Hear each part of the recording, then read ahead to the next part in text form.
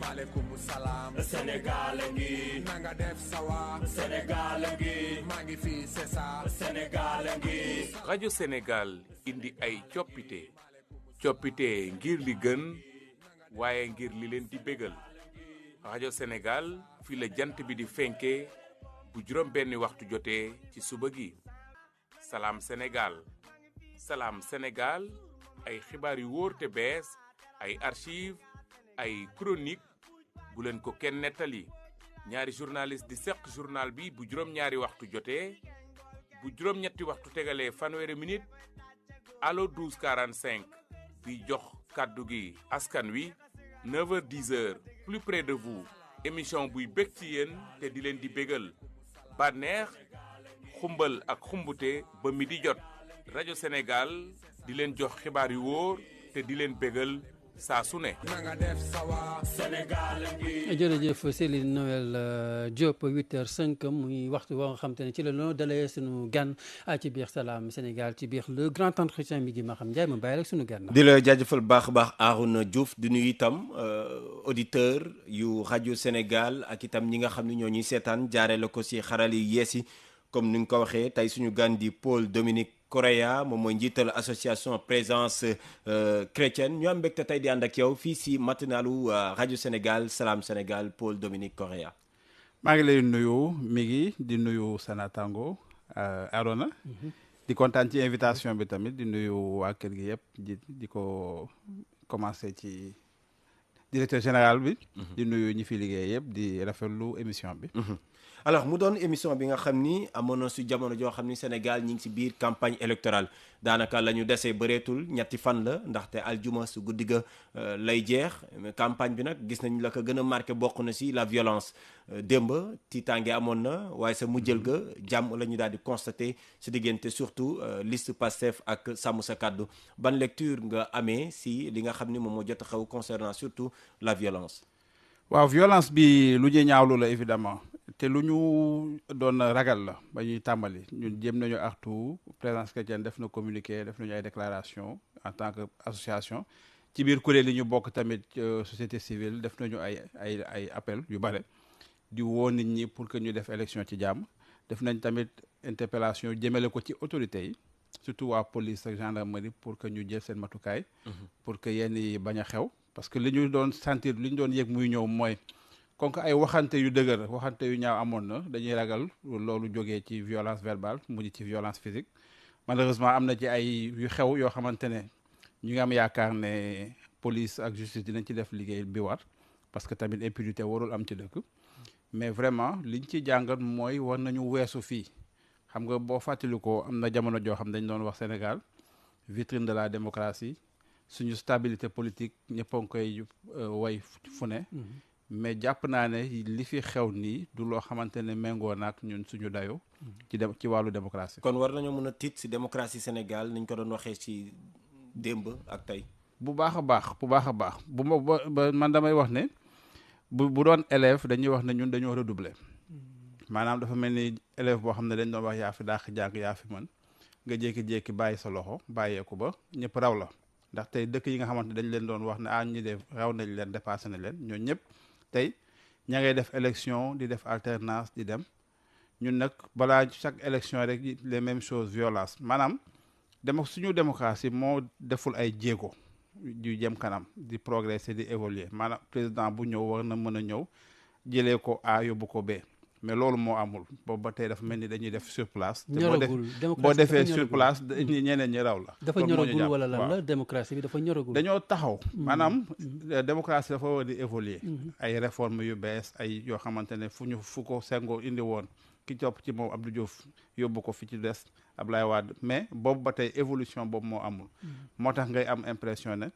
toujours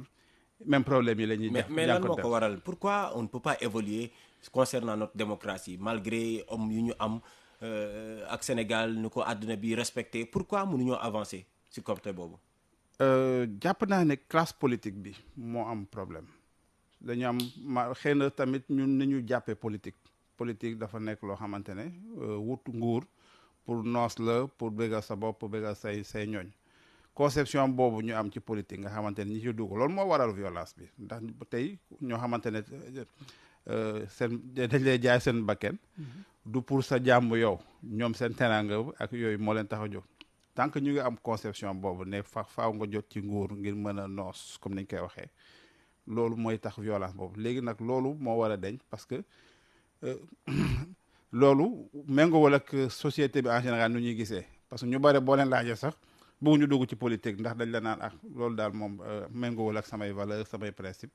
donc tant que ñu ngi koy seetaan di ko bàyyeeg ñoo xamante ne dañoo jàpp ne ñii ñoo yelloo politique dañuy continuer di am problème yooyu donc changement bi pour man ci citoyen la war a jógee citoyen yi ñoo war a toog daal di ne ñun lii bëggatuñ ko dañoo bëgg mu deñ boo fàttali ko mi gi am na un peu plus de 10 ans léegi bi ñu defee li ñuy wooyee assise nationale assise nationale yooyu bañ ko defee conclusion yi président Macky Sall bi mu ñëwee moom ci ñi ko njëkk signé sax charte bi la bokkoon daal di créé waat CNRI conclusion CNRI ak assise nationale daanaka dañoo méngoo ci lu bare ñun 10 ans après dañoo toog ñu daal ne mais bi ñu génnewaatee documents yi gis jàngat yi ci nekk ñu gis ne amul avancé liñ ci tënkoon recommandation yeeg liñ ci waxoon yëpp ñu bare signé woon ko jëfewuñ ko loolu mooy suñu problème dañuy jël ay engagement ci wàllu politique ba pare duñ ko jëfee tant que moo tax ba léegi ñuy def du sur place il faut que nag ñu mën a teg ay jéego assise nationale yooyu boo gisee ma cee wax c'est parce que présidentielle yi ñu génn ñun dañu bokk ci benn collectif bu ñuy wax sursaut citoyen dañoo defoon benn pacte de bonne gouvernance boo xamante ne mi ngi tënku ci recommandation yooyu yu assise nationale ak CNRI pacte boobu lu tolloog 13 candidats présidentiels yi ñu génn signé nañ ko ci biir 13 candidats yooyu président Bassirou Diomaye Faye bokkoon na ci recommandation ak engagement yi ci nekk ñu ngi xaar ba léegi ñu appliqué ko ndax gëm nañ ne loolu mi ngi jëm ci wàllu bonne gouvernance naka la ñuy téye justice naka la ñuy xeexee guerre naka la ñuy yoree yenn kuréel yi pour que askan bi yëpp gis ci seen bopp jàpp nañ ne engagement yooyu bokk na ci li war a mën a dëgëral suñu démocratie fexe moom tax mu def ay jéego jëm kanam. loolu yëpp Paul Dominique Correa daf ñuy indi ci rupture dogoo ak li fi nekk ku ci ñëw également da ngay ñëw en tout cas way ko chanté ko ndax rupture boobu ba tey joteeguñ si. rupture boobu malheureusement mën naa wax ne joteeguñ ci parce que même boo xoolee tuuti boo remonté archives yi day mel ni même discours yi la ba léegi ba démb ba ki démb da ngay gis ne rupture boobu sentiraguñ ko vraiment muy ci pratique politique yi muy ci économique comme ni muy doxee muy ci secteur yu ne donc rupture boobu noonu engagement bu ay politique jël la saa yu ñu ñëwee signé ko mais ba léegi concrètement gisaguñ ko. alors comme ni nga ko waxee rek campagne électorale bi mi ngi jeex yow su fekkoon ne am na benn évaluation booy def ginnaaw violence bi parce que mooy lu gën a fës. mais si wàllu programme wàllu proposition lan nga jàpp si campagne électorale bi si élection yi nga xam ne moom mooy tax ñu coppi suñu assemblée nationale. waaw campagne bi déjà damay profiter ci micro bi di woo Sénégalais yëpp pour que ñu jóg dem voter ji massivement. gis naa ne waa direction des élections ñu ngi def liggéey bu am solo ñu ngi sax sensibiliser di wax ne dafa dese encore ay stock de carte ay électeurs yu jëleegu seen carte maa ngi ñaan ñëpp ñu jóg dem voter ji ndax assemblée nationale dafa am solo. pourquoi may wax loolu c'est parce que boo dégloo candidat yu bari ci li ñuy wax am na ci ñoo xamante ne seen discours seen message leer na ndax boo leen dégloo di nga xam ne ñi xam nañu luy assemblée nationale. ak lan moo war a doon taxawaayam. mais ñu ci bare malheureusement ci biir seen message da ngay sentir ne xëy na pouvoir législatif ak pouvoir exécutif xëy na defuñu différence bi te loolu buñ koy def ñoom day jaxase xelu askan bi loolu moo tax xëy na dina am ñoo xamante ne dañuy jàpp ne assemblée nationale amul solo alors que ci biir politique publique ak nu ñuy yoree réew assemblée nationale rôle bu am solo la te war nañ ko gën a dooleel. moo tax man nu may évaluer campagne bi mooy ci discours yi. ci offre programmatique yi. ñu ngi regretter aussi que doon nañ am yeneen débat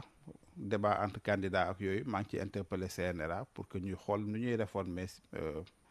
texte yi pour que di permettre ay débat entre les leaders. parce que pourquoi ñun Présence Chrétienne dañoo sopp toujours di def ay débat yu mel noonu parce que dañ jàpp ne débat d'idée débat programmatique buñ koy faral di def dinay wàññi xëy na confrontation physique violence bi donc nañu gën a farataal ay débat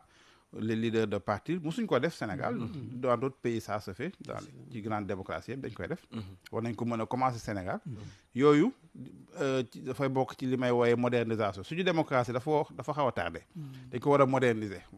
donc ñun dañu war a teg ay jéego ci kanam campagne bi malheureusement sentiruñ ko ci te li ma gën a rëccu ci campagne bi mooy le fait comme dafa nekk élection anticipée boo xamante ne ñu ngi ko def ci diir bi gàtt bi gën a gàtt ndax président amoon na 60 ba 90 jours mu jël bi gën a gàtt 60 jours jotuñu waxtaanee yenn réformes yi ci doxalinu assemblée ci boppam institution bi parce que sénégalais yu bari am nañu ay lu leen jaaxal ay jaaxare ci assemblée ni mu daan doxee comportement député yi seen présence seen liggéey ci boppam yooyu yëpp waroon nañ ko mën a waxtaanee avant ñu dem élection malheureusement defuñu ko ce qui veut dire que dañ nar a am assemblée bu mel ni bi fi jógee donc rupture bi ñuy xaar bu ñu deful ndànk duñ ko am mais nag ñu ngi continuer di am yaakaar di parce que ñun société civile bu ñu génnee ci élection yi aussitôt dañuy continuer benn plaidoyer boo xamante ne dañ koy def ak ñoom waa assemblée pour accompagner leen tamit ci yenn réformes yi pour que ñoom ci seen bopp ñu seen taxawaay gën a dëgër. ban assemblée nga bëgg. assemblée bi ma bëgg man dama koy wooyee maison du citoyen këru askan bi maanaam yàlla def na bés ma dajeek président Amadou Mame Diop ba muy nekk assemblée ma ci waxtaan ak moom mu ne am loolu est-ce que jàpp nga ne dina nit ñi ndax dinañ ñëw dinañ ma ne ko dañ ko war a def une maison du citoyen maanaam foo xamante ne askan bi dañoo war a gis seen bopp xam ne ñii kat ñu leen fi nekkal ndax man en tant que sociologue damay gis ne sénégalais yu bare amuñu benn relation bu ñu def entre ñoom seen dundin ak doxalinu assemblée dañoo jàpp ne ñee la ñuy def ak ñun li ñuy dund jotewul dara perception boobu moo war a soppeeku te ñoom ñoo ko war a soppe assemblée di wane li ñuy liggéey di ci communiquer bu baax di wane ne ñun yéen lañ fi nekkal bu ngeen amee lu leen jaaxal loolu lu leen naqari ñëw leen ñu ngeen wax ñu ko ñu taxaw ci donc relation boobu redevabilité am na ci ak yeneen assemblée bu mel noonu la ñuy yaakaar ne rupture loolu assemblée boobu mooy indi rupture ci lu ñu yaakaar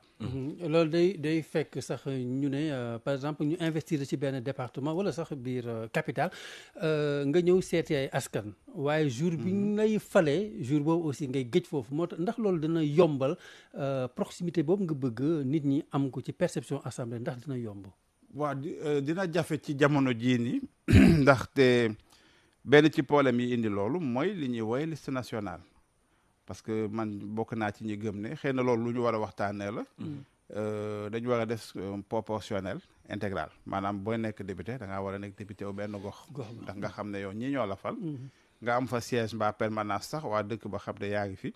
buñ la soxlaa jot la bu ñu amee ay doléance jox la ko nga yóbbul leen ko mais ñi nga xamante ne dañoo nekk liste nationale chefu parti bi moo leen fa teg donc kooku moo leen yilif kooku la ñuy rendre compte donc yooyu la ñu war a soppi mais loolu dafa laaj waxtaan bu yaatu boo xamante ne malheureusement ba léegi amaguñ ko mais acteurs politiques yëpp ak société civile war nañ toog ngir évaluer surtout assemblée bi ñu am seen liggéey seen impact ci développement réew mi naka la ñuy def ba mu gën a jëm kanam. alors autre discours boo xam ni inquiété na leen yéen en tant que présence chrétienne durant la campagne mooy kàddu yi nga xam ne day jóg di beddi ay benn askan. fii si biir Sénégal gis nañ ko moonte boobu mi nga am de plus en plus pourquoi ngeen am ces inquiétudes. waaw mi ngi man gis nga maa ngi juddoo Dakar màggee Thiès samay maam am na ci ñu jógee Casamance sama côté yaay waa Lébu gi fii la ñu Dakar dama bokk ci Sénégal yi nga xamante ne fépp laa bokk. donc ñun dañoo jàpp ne loolu mooy Sénégal. bu ñu demee tey ba dégg ay discours yoo xamante ne ay discours xénophobe la naan la kii bokk fii kii nangam la kii fee la bokk xeetu communautarisme xeetu boo di compter boobu loolu dañ ci woo autorités yi CNRA ak médias publics yi tout le monde parce que lu mel noonu waruñ ko bàyyi gis nga buy tàmbali dañu naan benn dof la rek bàyyi leen ko muy wax muy dem di dem ba nekk loo xamante ne dootuñ ko mën a maîtriser moo tax man ñu dañ ci teel a artu te loolu dafa bokk ci suñu liggéey ñun présence chrétienne ndax li ñuy wooyee le vivre ensemble nga xamante ne dañ ko doon ci suñu maam warul yàqoo ci ñun parce que réew boo xamante ne dañuy wax 5% xaw ma ñaata % de catholique. président catholique jiite ko pendant 20 ans defu fi dara lu ñaaw loo xamante ne ñu ngi koy naan cim. ba xëy joxe ko bopp. ba xëy joxe ko et bilan man jàpp naa ne moom moo ñu war a stabilité politique. parce que xëy na amoon nu mu doon doxalee neneen ñu nekk ci benn cycle de crise yoo xamante ne kenn xamul fu mu ñu yóbbu donc héritage boobu dañu war a def tout pour préserver ko ba nga xamante ne saa yu ñu gisee koo xamante ne mi ngi bëgg waxee leneen te léeg-léeg day nekk rek koo xamante ne tur lay wut ci politique jël loolu def ko business xam na ne bu ko waxee dina am ñu kontaan ci loolu. mais est-ce que du gëm-gëm parce que nationalisme la ñuy woote ñooñu ngay wax. waaw nationalisme dans le monde da nga koy gis. am na ñuy wax nationalisme am na ñuy mbubboo patriotisme mbaa yeneen tur bi day rafet nii mais ci biir xeetu racisme la te racisme moom jàpp naa ne du opinion racisme délit la crime la waaw ndax danga naan damaa bëgg sama réew laa bëgg mais ni nga bëggee sa réew noonu la ñeneen ñi bëggee seen réew te réew yi tamit dañuy jokkalante am ay relation ci jàmm àdduna kenn tëjuwul ci benn coin ne man donc maa war a nekk fii ñi ci des dem leen beneen côté donc vision boobu la ñu war a xoolaat parce que bu ñu dee boo nee développement nga bëgg le développement dafa laaj solidarité waaw te développement amul kenn kuñ ciy beddi ne man maay développé wu man maay am lépp yow doo am dara loolu du vision bu baax donc bu ñu nee nationalisme d'accord mais nationalisme boobu dañ koy relativiser parce que tamit àdduna on est dans un monde ouvert boo xamante ne village global la donc moo tax yenn discours yi dañ jàpp ne c'est dangereux lépp loo xamante ne day stigmatiser benn communauté benn xeet benn religion benn confrérie yooyu ñun dañ koy surveiller de près parce que dañuy wax ne attention yii du loo xamante ne dañ koy sàggane parce que lu ndaw lu mel nii yeneen dëkk fooye nañ ko ba mu indi fa fitna ñun Sénégal mucc nañ ci ba fii war nañ mën a continuer góorgóorlu ci yooyu. alors si wàllu yoon ba tey gis nañ ne également débat la boo xam ne dafay ñëw si campagne électorale bi yoonu Sénégal le président de la République Bassirou Diomaye Diakhar Faye ba mu njëkkee ñëwee lu mu njëkk a def mooy woote ay assise le 28 mai ñu waxtaanee yoonu Sénégal ñëpp ñu invité leen ñu wax santé tey ba tey dañuy gis ni climat de confiance bi amul si diggante askan wi ak yoonu Sénégal comment faire pour ñëwaat diggante boobu noonu. question bu am solo nga laajte gis nga ci biir pacte de bonne gouvernance bi mu doon wax sànq dañ ci insister parce que justice Sénégal nekk na loo xamante ne dafa nekkoon source de problème manque de confiance bi ngay wax même crise li ñuy wooyee événement mars 2021 yeeg yooyu jàpp naa ne ci lu bare ñàkk wóolu justice moo ko indi ndax tey bu fekkee dañ laa tooñ ba pare yóbbu la justice yow bu dee wóolu nga justice da nga naan nañ dem yoon àtte dina am dëgg ndax am naa dëgg mais boo wóoluwoo justice donc day indi yeneen complication ci ginnaaw et initiative bi président Bassirou Diomaye Faye jël pour assises yooyu lu baax la dañ koy rafetlu te dañuy fàttali ne ci biir pacte de bonne gouvernance boobu benn ci point yi gën a am solo ñun engagement bi mooy président de la République quitter conseil supérieur de la magistrature moom signé na ko xaw ma nag kañ la koy appliquer mais ci biir même assise de la justice yi débat boobu ñëw na foofu yenn acteurs yi d'accord ñu mu génn yeneen yi moom li mu waxoon daal ci li ma dégg mooy dafa bëgg a déglu ñëpp ba pare balaa muy décider exactement mais gëm naa en tout cas yaakaar naa ne dina génn parce que loolu moo méngoog engagement bi. mais est-ce que loolu yi si tamit du am ay njeexital république yoo xam ne ay attekat ñu jox leen doole gi yëpp itam loolu du crainte comme en tout cas république des juges en tout cas li ñu jàngat ba fii mooy politiciens yi bu ñuy influencer justice bi dafay jeng donc ñun loolu lañ bëgg mu denc dëkk bi ñu xam ne daal saa yu justice jógee bu àttee ñu xam ne li mu wax ci yoon la ko tegu ko ci ay pression politique wala ay yu demee noonu donc moo tax ñu insister ci loolu ba pare loolu boo ko defee day tax citoyen yi daal di gën a wóolu justice waaw nekkul nag ne loolu kese doy na war nañu dooleel yeneen instance parce que man lire naa rapport assise de la justice yi mais recommandation yu am solo moo ci nekk yoo xamante ne day tax citoyens yi gën a mën a gis seen bopp ci justice parce que am nañu problème de confiance te loolu tant que ñu ngi koy am même comportement nit ñi sax da ciy impacté parce que tey man ci liggéey yu may liggéey chaque jour affaire de bonne gouvernance dañuy wax nit ñi nañu fay impôt nañu comporté wu yenn façon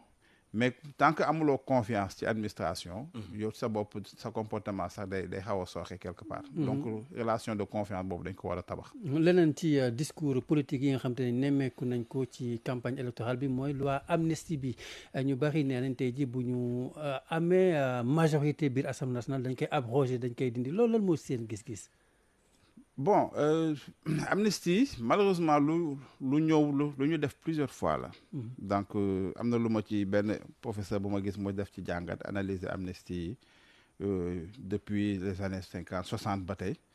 mais benn pratique la bu ñu war a dakkal déjà loo xamante ne war nañ ko arrêter et puis ñu encadrer amnistie parce que tamit mënoo amnistier ay faits yoo xamante ne jugé guñu ko ba mu leer ñu xam kan moo def lan nga daal di jël effacé ba nga xamante ne kenn du xam dëgg bi loolu mooy jafe-jafe bi ma ci gis en tant que observateur société civile donc loolu war nañ toog ñu parce que def naa ay atelier avec des personnes yoo xam ne dañu nekkoon victime ci événement yi am na ñoo xam ba léegi ñu ngi traîner ay séquelles gis naa ci benn xale dañ ko dafa benn bal moo ko dal ba léegi bët yi day metti day am ay migraine suivi bi mu soxloo amu ko y en a beaucoup comme ça cas yooyu yëpp mënuñ ko tegee ne le ñu nekk ay ñoo xam dañuy perte du ñu am benn réparation dara à cause de l'amnistie loolu moom xeetu injustice la donc war nañu teg man li may recommander mooy benn genre commission am na ñu koy wax vérité réconciliation mais au moins indemnisation am na ñoo xam ne soxloo nañ indemnisation am na ñoo xam ne soxloo nañu xaw ma réparation wala yu mel noonu ak prise en charge waaw gis naa ci ay cas sociaux des cas yoo xamante ne yu metti la ñooñu war nañ leen gestu waaw pour man foofu mooy urgence bi buñ ci mënee évaluer aussi amnistie bi encadrer ko parce que fait yoo xamante ne c'est pas bien jugé ak yooyu nga wax ko amnistier loolu tamit doy na waar donc man loolu moom je pense je suis pour que ñu ubbiwaat dossier boobu alors suñu desee ba tey ci campagne électorale bi à Mbacké le premier ministre Ousmane Sonko réitérewaat na position concernant port voile bi ci école privée yi fii mu doon loo nga xam ni nee na état du si deltu ginnaaw est-ce que jàpp nga ni loolu itam lu xel mën a nangu la waaw damay fàttali comme maa lay gërëm ci question bi Présence chrétienne dañu bokk aussi ci conseil du laïcat donc conseil du laïcat mooy kuréel bi ëmb ñëpp ñu bokk ci église catholique te nekkuñu ci l'abbé wala sœur maanaam ñoom la ñu woowee les laïcs donc conseil boobu ci lañ bokk donc communiqué yooyu yëpp ñun ñoo koy ànd di ko def situation boobu bi mu xew ba tey ñu dañ ciy liggéey mais li ñu njëkk liñ ciy jàpp mooy autorité yi ñu woon waxee noonu c'est-à-dire ba léegi damay seetlu ne premier ministre buy wax parce que ci ton wu menace lay wax alors que situation bu complexe la boo xam ne dañ ko waroon waxtaanee rek parce que bu mënoo ne école privée catholique wala école yi dañuy beddi ay xale ñoo xamante ne ñu ngi fi depuis plus d'un siècle jàngale ak yar xale mooy seen vocation loolu lañ xam mooy seen àdduna donc ñooñu bu situation bu bees amee parce que phénomène la boo xam ne daf ñu dab loolu amuloon donc situation bu bees bu amee dañ naan li moo xew léegi nañ leen toog ñu waxtaanee ko mais mënoo exercer ci benn école privée wala ay structure privée benn xeetu violence man li may parce que arrêté boobu ma gis man violence administrative laa ko jàppee mënoo arrêté def benn texte daal di imposer ne sa biir kër ni nga koy doxalee nii ak nii nga fay def mais dafa méngoog ay texte Sénégal loolu waaw ñu jël donc man c'est sur la forme ñun forme bi rek moo ma déranger sinon au fond amuñu problème ak voile wala manque de voile ce qui se passe mooy école yi dañu am ay règlement intérieur ci biir règlement bi am na ci yoo xamante ne xeetu ci comportement la problème de discipline la waaw boo nee yow doo nuyu sa moromu élève parce que góor la bu ngeen di rang fixe wala dara nga ne yow kenn du la teg loxo doo kii bu ngeen waree toog ci banc yi nga ne non yow doo toog ak jigéen nga doo toog ak góor genre yooyu wala ci biir cours école bi ngeen di def ay groupe di séparé wu yu mel noonu moo fi xewoon jamono Jeanne d'Arc ak yooyu loolu moo indi woon situation bi mais du rek un problème de port vestimentaire c'est vrai que école yi yu ci bari dañu am tenue bi boo ko respecté mën nga dugg sans problème li ci des problème de comportement la yooyu surveillant général yi ñoo koy réglé mais li ma bëgg ñu xam rek mooy amul école buy naan dañuy dàq xale ndax dafa voilé wu ak yooyu problème boobu existé wul te jàpp naa ne boo bëggee régler problème boo xamante ne existé wul yooyu yaay mujj créer problème d'accord naka lañ ko mën a régler cette fois-ci ba nga xam ne polémique bi coow li dootul amati non waxtaan rek waaw toog autour d'une table parce que déglu naa ñu bare mais da nga ci gis ñoo xamante ne la ñuy wax xamuñ ko ndax demuñ ca école ya jànguñ fa seen doom newu fa li ñuy dégg rek ci télé mais xel xalaatul ay jàngalekat ay professionnels de l'enseignement xam lu yoon wax ak lu constitution wax ñu koy jalgati loolu xel xalaatu ko te loolu moom gëm naa ne loolu amul maintenant société day évoluer il y a de nouvelles tendances ci comportement yi ak ci pratiques religieuses yi ñu koy gis donc lu bees la dañ koy waxtaanee daal di xam naka lañ koy gérer. loolu rek la donc pour man loolu waxtaan la laajul ay menaces ak yooyu. parce que ay école privée la initiative privée moom borom école privée bu ko neexee sax xëy na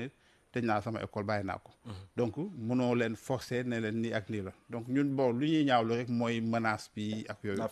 La forme. D'accord. Alors, Aruna, nous sommes avec Paul-Dominique Correa, qui est le président de l'association Présence chrétienne. Dans notre matinale Salam Sénégal, nous avons abordé plusieurs questions en wolof, peut-être 2 voire 3 questions en français. D'abord, concernant la violence. Finalement, la bataille de Baobab n'a pas eu lieu. Une bonne nouvelle, certainement. Oui, une très bonne nouvelle. Sénégalais. Une très bonne nouvelle. On a tous eu peur. Avant-hier, j'ai dormi tard parce que jusqu'à 2h, 3h, j'étais en train de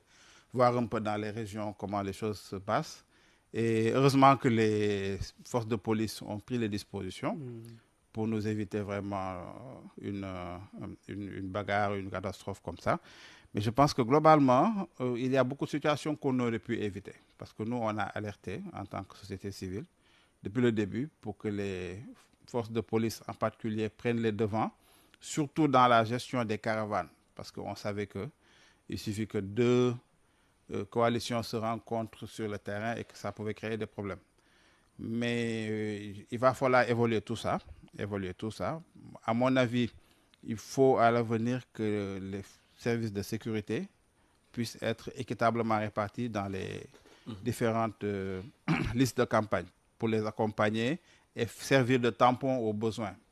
pour éviter les télescopages et bien planifier cela. Maintenant, bon, le reste, c'est une question de civisme, de comportement citoyen. Et ça aussi, à ce niveau, il y a un travail à faire avec aussi bien les politiques, les journalistes, les populations, leur expliquer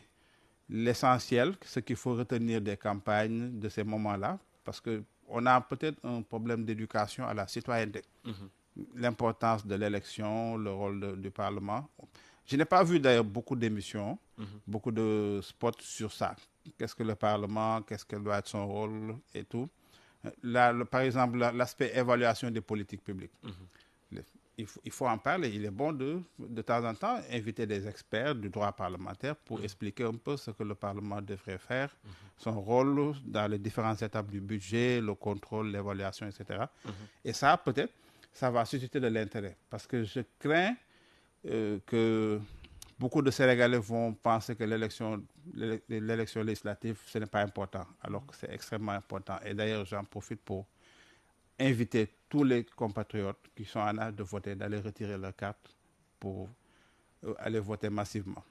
Alors, autre débat également qui fait polémique et qui vous intéresse, ce sont les discours qui ont des relents communautaristes au Sénégal constatés durant cette campagne électorale. Pourquoi vous avez des craintes? Notre crainte, c'est parce que nous avons hérité d'un vivre ensemble et d'une stabilité, d'une cohabitation pacifique entre les communautés, entre les confréries, entre les religions. Je salue d'ailleurs mes amis du cadre unitaire de l'islam, Dr Cherguey, avec qui j'échange souvent. Qui était là hier. Ah oui, très bien. Et très souvent, nous avons des échanges et nous avons beaucoup de convergences parce que nous avons en commun cette vision d'un Sénégal stable, apaisé, où la cohésion nationale, la cohésion sociale est une réalité. Et chaque fois qu'on entend un discours avec des relents de stigmatisation d'une communauté ou même de communautés étrangères, on pense qu'il faut tout de suite alerter et veiller à ce que ce genre de paroles, comme on dit dans d'autres pays, que la parole raciste ne soit pas décomplexée.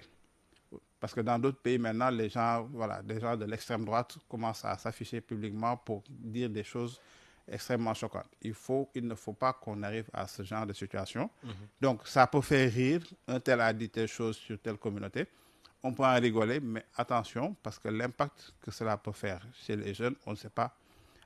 progressivement qu'est-ce que ça peut donner. Donc, c'est pour ça que nous alertons très vite pour éviter ce genre de discours avec des relents de stigmatisation d'une communauté, d'une confrérie, etc. Donc, et ça, c'est vraiment, dans ce combat, les médias ont un rôle